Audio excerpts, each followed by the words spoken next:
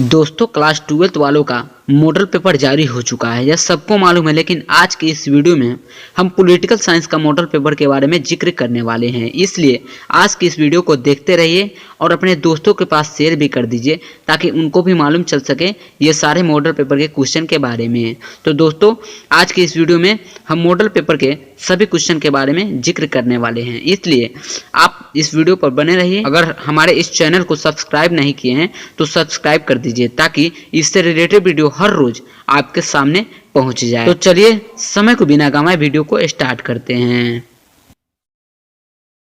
पहला क्वेश्चन में है, इस समय भारत में कौन सी दल व्यवस्था मौजूद है? कि इस समय भारत में कौन सी दल व्यवस्था मौजूद है?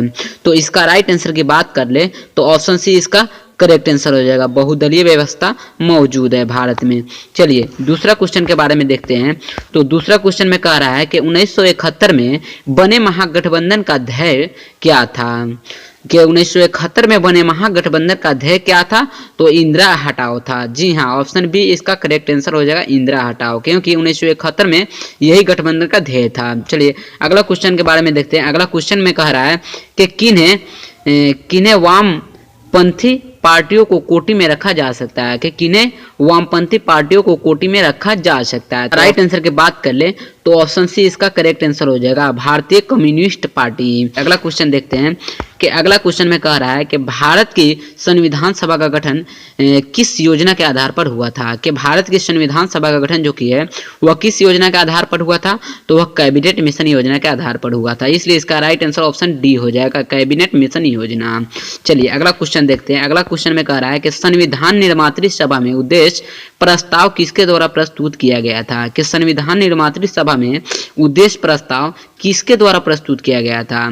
तो इसका राइट आंसर की बात कर ले तो ऑप्शन ए इसका बिल्कुल राइट आंसर है, जवाहरलाल नेहरू के द्वारा प्रस्तुत किया गया था। चलिए अगला क्वेश्चन देखते हैं कि 6 नंबर क्वेश्चन में बताया जा रहा है कि 1975 में किस आधार पर आपातकाल की घोषणा की गई थी? कि 1975 में किस आधार पर आपातकाल की घोषणा की गई थी? तो वह आंतरिक गड़बड़ी के कारण 1975 में आपातकाल की घोषणा की गई थी, इसलिए इसका राइट आंसर हो जाएगा ऑप्शन सी। चलिए अगला क्वेश्चन देखते हैं कि 7 नंबर क्वेश्चन कह रहा है कि संविधान निर्मात्री सभा में प्रारूप समिति के अध्यक्ष कौन थे? कि संविधान निर्मात्री सभा में प्रारूप समिति के अध्यक्ष कौन थे? तो इसका राइट आंसर ऑप्शन डी इसका बिल्कुल करेक्ट आंसर है, डॉक्टर भीमराव अम्बेडकर। जी हाँ, यही संविधान निर्मात्री सभा में प्रारूप समिति के अध्यक्ष थे, डॉक्टर भीमराव अम्बेडकर या डॉक्टर अम्बेडकर। ऑप्शन डी इसका करेक्ट आंसर हो जाएगा। चलिए अगला क्वेश्चन देखते हैं। 8 नंबर क्वेश्चन में कह रहा है कि किसने संपूर्ण क्रांति का आह्वान किया था? कि किसने संपूर्ण क्रांति का आह्वान किया था? कि ये मैट्रिक क्लास में भी पढ़ चुके हैं, इसलिए इसका राइट आंसर हो जाएगा ऑप्शन बी, जयप्रकाश नारायण। जी हाँ, चलिए अगला क्वेश्चन देखते हैं। 9 नंबर क्वेश्चन में कह रहा है कि भारतीय नागरिकों को कितने मौलिक अधिकार प्राप्त है? भारतीय नागरिकों को कितने मौलिक अधिकार प्राप्त है? तो इसका राइट आंसर हो जाएगा ऑप्शन सी, 6 मौलिक अधिकार प्राप्त है। चलिए 10 नंबर क्वेश्चन देखते हैं कि 10 नंबर क्वेश्चन में कह रहा है कि निम्न में से कौन मौलिक अधिकार नहीं है? कि कौन मौलिक अधिकार नहीं है? तो संपत्ति का अधिकार जो कि है यह मौलिक अधिकार नहीं है, इसलिए इसका राइट आंसर हो जाएगा ऑप्शन डी। चलिए अगला क्वेश्चन देखते हैं कि 11 नंबर क्वेश्चन में कह रहा है कि कानून का समान संरक्षण वाक्य कहाँ से लिया गया था? कि कानून का समान संरक्षण वाक्य जो कि है वह अमेरिका से लिया गया था, इसलिए इसका राइट आंसर हो जाएगा ऑप्शन ए। चलिए अगला क्वेश्चन देखते हैं कि अगला क्वेश्चन में कह रहा है वयस्क मताधिकार से तात्पर्य है?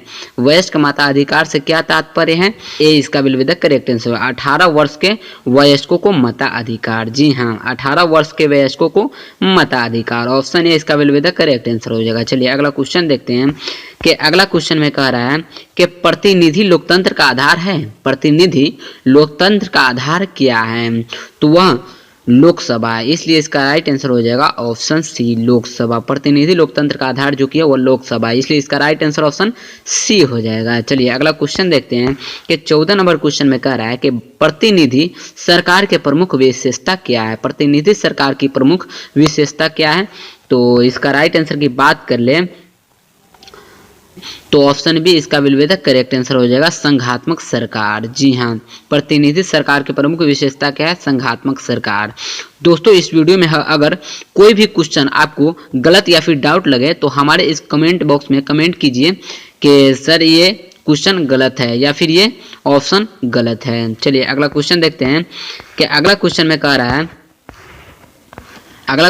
है कि मुख्य चुनाव आयुक्त तथा अन्य चुनाव आयुक्तों की नियुक्ति किसके द्वारा की जाती है? मुख्य चुनाव आयुक्त या फिर अन्य चुनाव आयुक्त की नियुक्ति किसके द्वारा की जाती है? तो इसका राइट आंसर हो जाएगा ऑप्शन ए, राष्ट्रपति के द्वारा की जाती है। चलिए अगला क्वेश्चन देखते हैं कि अगला क्वेश्चन में कह रहा है कि मुख्य चुनाव आयुक्त का कार्यकाल कितना होता है? मुख्य चुनाव आयुक्त का कार्यकाल जो कि है वह कितना होता है?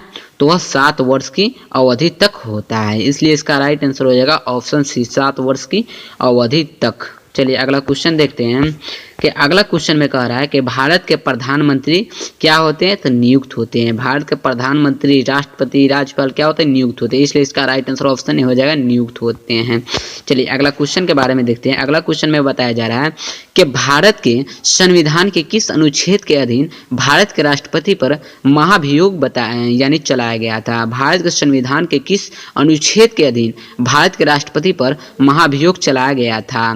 तो इसका राइट आंसर की बात कर ले तो ऑप्शन डी इसका बिल्कुल करेक्ट आंसर हो जाएगा, अनुच्छेद 61 के द्वारा। चलिए अगला क्वेश्चन देखते हैं कि अगला क्वेश्चन में बताया जा रहा है कि भारत में राष्ट्रपति की स्थिति है? भारत में राष्ट्रपति की स्थिति है। तो भारत में राष्ट्रपति की स्थिति जो की है वह क्या है? तो वह ब्रिटिश महारानी के समान है। भारत में राष्ट्रपति की स्थिति जो की है वह ब्रिटिश महारानी के समान है। ऑप्शन सी इसका बिल्कुल राइट आंसर हो जाएगा। चलिए अगला क्वेश्चन देखते हैं कि अगला क्वेश्चन में बताया जा रहा है कि राज्यसभा की सदस्यता के लिए न्यूनतम आयु क्या है? राज्यसभा की सदस्यता के लिए न्यूनतम आयु क्या है? तो राज्यसभा की सदस्यता के लिए क्या है न्यूनतम आयु? तो 30 वर्ष है, इसलिए इसका राइट आंसर हो जाएगा ऑप्शन